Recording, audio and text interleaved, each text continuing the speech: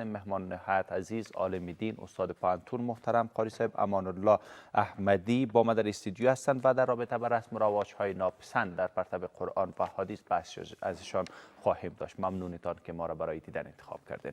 صبح شما بخیر، خوش آمدید. شرجت قاری. تشکر جناب احمدی صاحب. من خدمت شما و خدمت همه بینندگان عزیز عرض ادب و احترام دارم با لفظ السلام علیکم و رحمت الله و برکاته. فرهنگ و رسم و رواج ها یا عنعنه و کلتور سابقه دینی دارند یا نه؟ بسم الله الرحمن الرحیم. الحمد لله و الصلاة و السلام علی رسول الله و علی آله و اصحابه و من والاه و بعد. بدون شک اسلام با رسم و رواج مخالف نیست، لیکن شروطی را وضع کرده. شما ببینید وقتی که رسول الله صلی الله علیه و سلم مبعوث میشن، بسیار رواج‌های نزد مشرکین قبل از اینکه اسلام بیارن مسلمان شدن وجود داشت، اما وقتی که رسول الله صلی الله علیه و سلم مبعوث میشه، رسم و رواج‌هایی که در او اسراف است، گناه است، فسق است، مشابهت با غیر مسلمین از وقتی اینا مسلمان میشن از رسوم جاهلیت است و یا مسائلی است که اون جنبه های اعتقادی در او است، این را منع میکنه. ما گفته میتونیم در کل که اسلام با رسم و رواج مشکل نداره، اما شرایط وضع کرده. او شرایطی است که در رسم و رواج اسراف نباشه، دوم گناه نباشه، سومی که مشابهت با غیر مسلمین نباشه، تقلید از اونها نباشه، و چهارمی است که مسائل اعتقادی در او گنجانیده نشده باشه. ما اگه اجازه شما باشه هر کدام یک مثال بگیم تا به دوستامی مسائل واضح شود. وقتی ما میگیم که اسراف گناه است، دلیل باید داشته باشیم. قرآن صراحت داره که حتی در خورد و نوش، در خوردن و نوشیدن بر ما شما ارشاد میفرماد که وکلوا واشربوا ولا تسرفوا، شما بخورید بنوشید اسراف نکنید. حالا عروسی ها خب اصلا ولیمت العرس که میگن، خوب است از رسم و رواج هایی که در خوشی ها شروع کنیم بحثه. یعنی اصل خود عروسی یک محفل خوشی است و این از نظر جمهور فقها مستحب است، چون اعلان نکاح است. بعد از اینکه نکاح صورت میگیره باز نانی که داده میشه ولیمه میگن، ولیمت العرس دیگه. این مستحب است چون نظر به حدیث اولم ولو بشات، ولیمه کو ولو که گوسفند ذبح کنی. حالا ما در همین عروسی ها که میبینیم تنها کاش که در یک عروسی خلاص شده. شما ببینید که قبل از او شیرینی خوری هست، من نمیفهم شب خینه هست، عروسی هم کاش که در او عروسی باز فقرا دعوت شود. شما در اونجا میبینید که همه پولدارها و سرمایه‌دارها است، در حالی که رسول الله صلی الله علیه و سلم میفرماند که بئس الطعام طعام الولیمه، بدترین طعام طعام عروسی است که یدعا الیه الاغنیا و یترک الفقراء. اغنیا به او دعوت میشه، فقرا ترک میشه.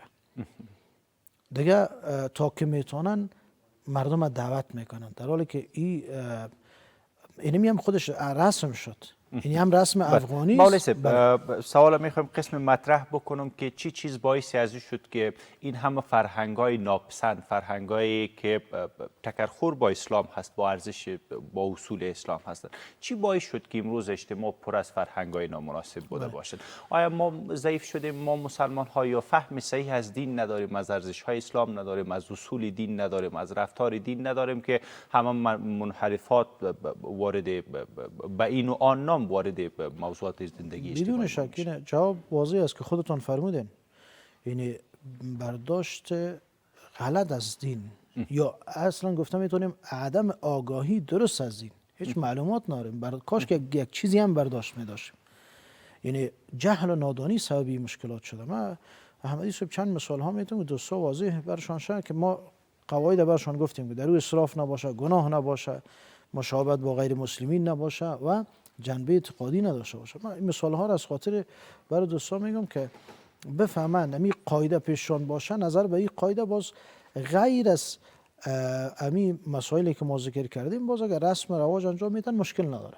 شما توجه کردین پیشتر ما گفتیم اسراف در بعضی رسم و رواج‌های ما حتی تبذیر است.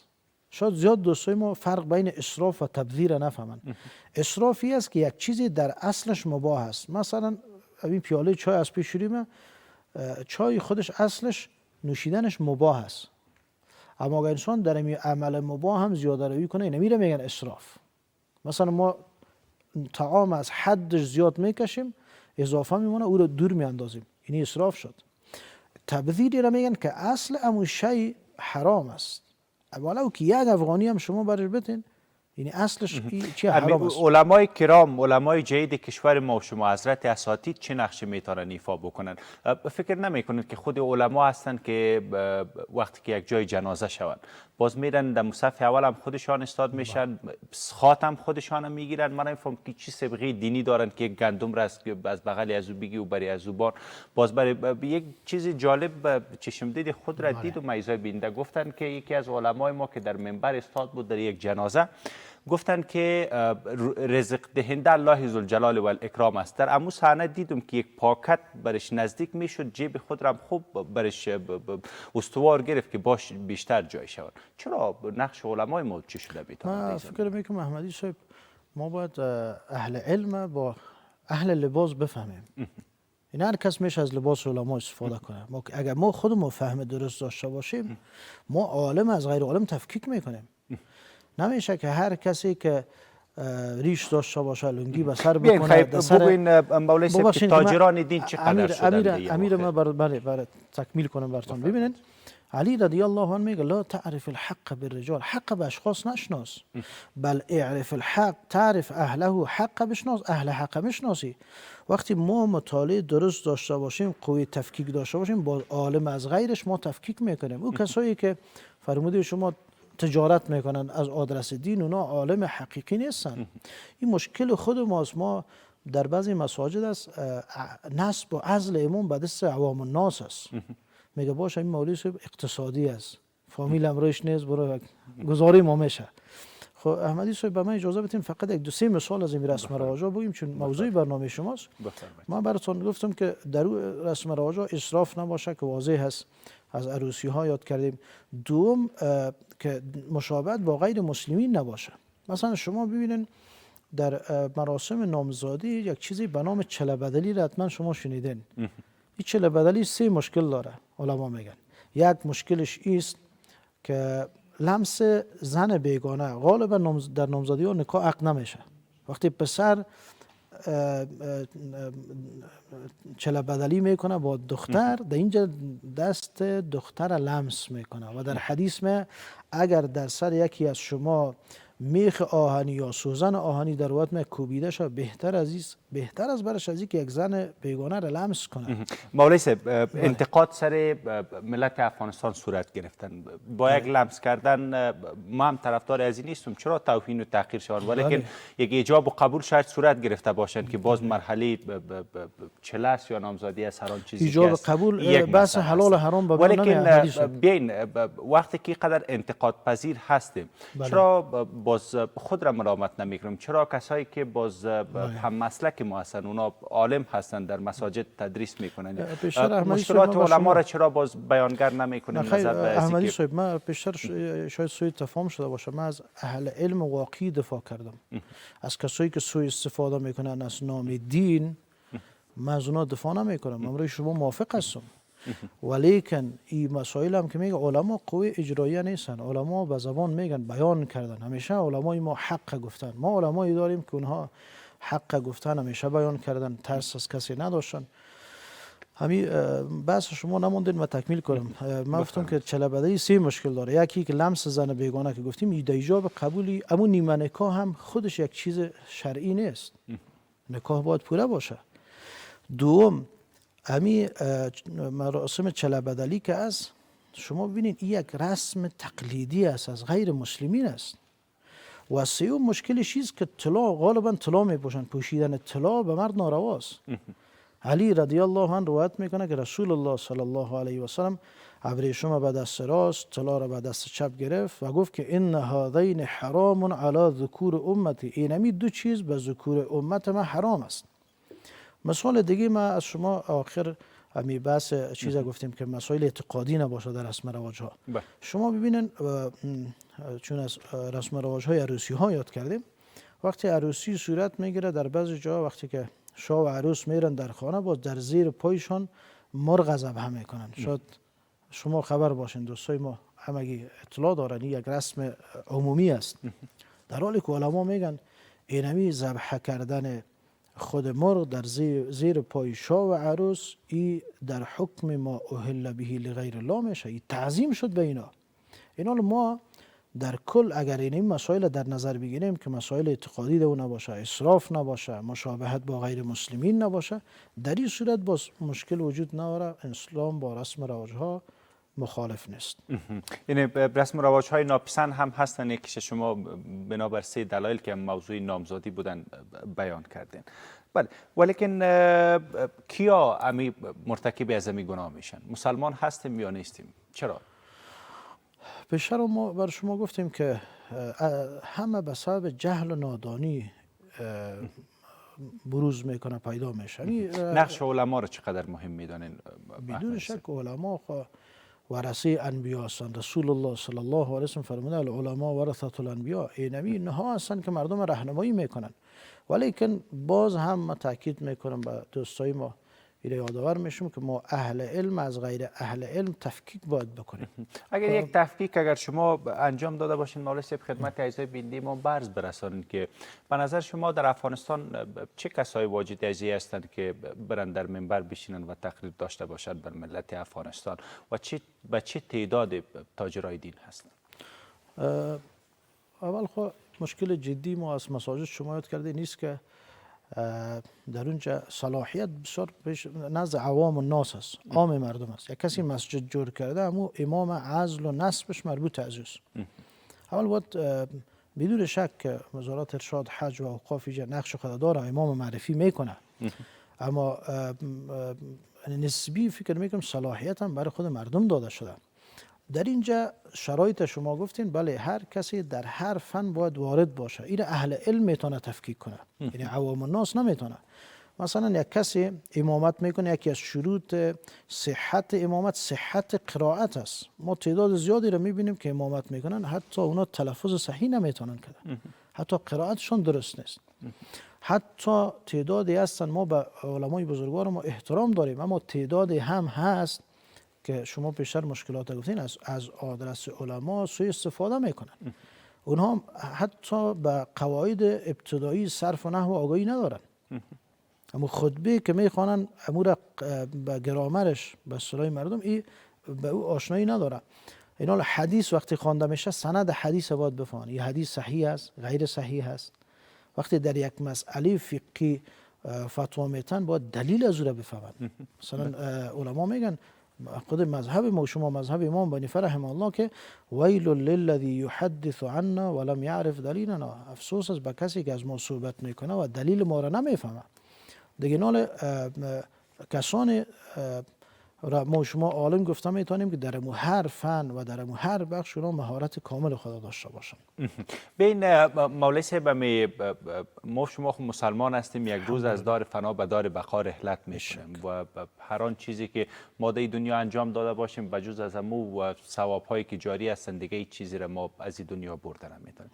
یک پروسه واقعی تکفین را شما بیان بکنین خدمت اعضای بیننده. کمی رسم و رواج های ناپسند که در هستند وارد این مراسم شدن اعضای ما جلوگیری بکنن.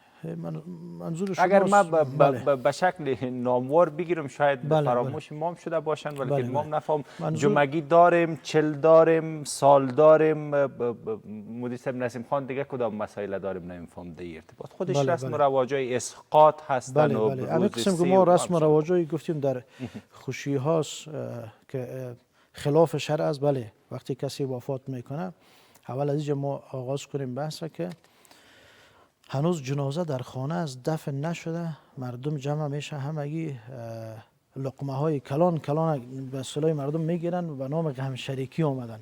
حالان که اگر واقعا به مو کسی که وفات کرده شما همدردی دارین، غم شریکی دارین، خب اقلا هم یک روز نان نخورین. من روی شما موافق هستم. رسوم غلط است. تا 3 روز علما میگن در خانه میت نان خوردن جواز نداره.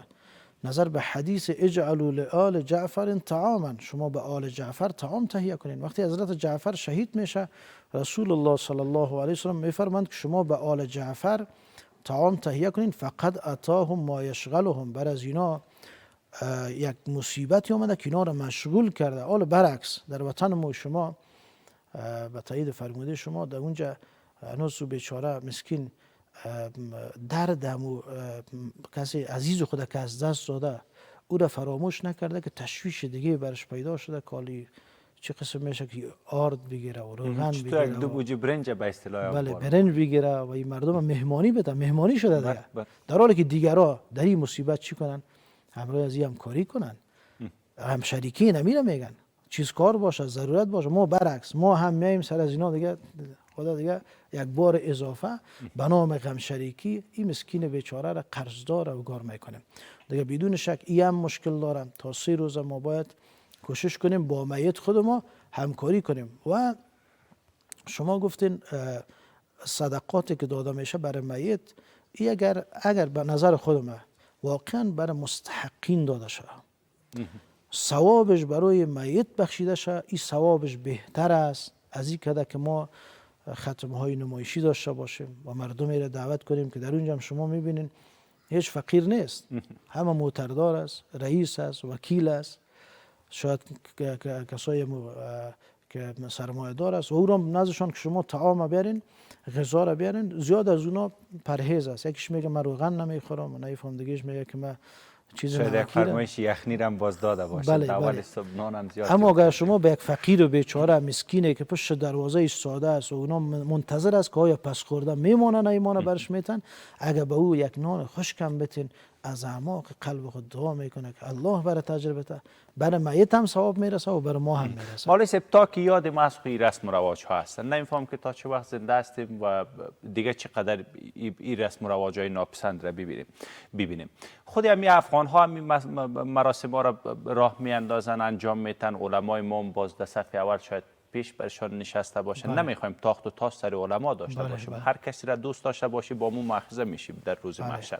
ما هم علما را بسیار دوست داریم. میره دوستایی که عالم هستند ما میشناسیم از نزدیک بهتر میفهمند. ولی ما منظور ما این است که علما بیشتر نقش میتونن در اینجا ایفا بکنن. بیاین در یک ولایت 10 دانه جنازه را امو تربان، من نمیخوام جنازه از ایره، بنابراین نی رسم و رواج های ناپسند. خودش یک فرهنگ تغییر میکنه، این رسم و رواج ها از بین برداشته میشه. کوتاه اگر پیرامون از این اشاره داشته باشید بفرمایید. ما بازم اون حرفای قبلی خود تکرار میکنم که ما فرق قائل باشیم بین کسانی که واقعا عالم هستن و کسانی که از این آدرس سوء استفاده میکنه. و فرموده شما حق است، من تایید میکنم که چون عام مردم هم اشخاص دلیل میگیرن. مثلا میگن اگر امی کار ناجایز است، نارواست، پس امی نفر چرا در این مجلس حاضر شده؟ یعنی حضور از این بزرگترین دلیل میگیرن. ولی بازم برای دوستای ما میگم که نخیر، ما اگر خود ما یک کمی مطالعه داشته باشیم، قرآن و حدیث بفهمیم، قول علی رضی الله عنه پیشتر گفتم اگر حق بشناسیم اهل حق میشناسیم. این حال ما هر کسی که لنگی پوشید، هر کسی که ریش داشت، هر کسی که خود به مردم عالم معرفی کرد، ما او را دلیل نگیریم، ما عالم حقیقی را در روشنی قرآن و حدیث بشناسیم. و واقعا علما نقش بارزی دارن و علمای حق هستن. الحمدلله اکثر علمای ما هستن که حق بیان میکنن. این که مردم باز قبول نمیکنن، شما میفهمید که هدایت توفیق مربوط پروردگار است. نوح علیه السلام پسر خود هدایت کردن نمیتونه، عذر میکنه ای پسرکم در کشتی سوار شو یا بنی یرکب معنا ولا تکن مع الکافرین. اما بازم پسر نوح پدرش پیامبر است، گپش قبول نمیکنه. شما روایت زیادی را ببینید در قرآن کریم، قصه های انبیا علیهم السلام. مثلا ابراهیم علیه السلام چقدر کوشش میکنه پدرش ایمان بیاره، اما ایمان نمیاره دیگه. نال هدایت توفیق مربوط پروردگار است. علما وظیفه خود انجام بدن و این مشکلاتی که شما گفتین از وقتی که ما تولد شدیم است، این مبارزه حق باطل ادامه داره. از وقتی که آدم علیه السلام در دنیا پسرانش هابیل و قابیل وقتی که قابیل حابیل میکشه از اون وقت جنجال شروع شده و هست تا قیام قیامت است. ولیکن وظیفه ما و شما است که ما باید حق بیان کنیم. سلامت باشین محترم قاری صاحب. امان الله احمدی، از اینکه دعوت ما را پذیرفتین و قدم رنجه فرمودید، خدا بر قدمتان احسانات. زنده باشین که روی این مسئله مهم در پرتو قرآن و احادیث خدمت اعضای بیننده ما چند کلام داشتیم. سلامت باشین.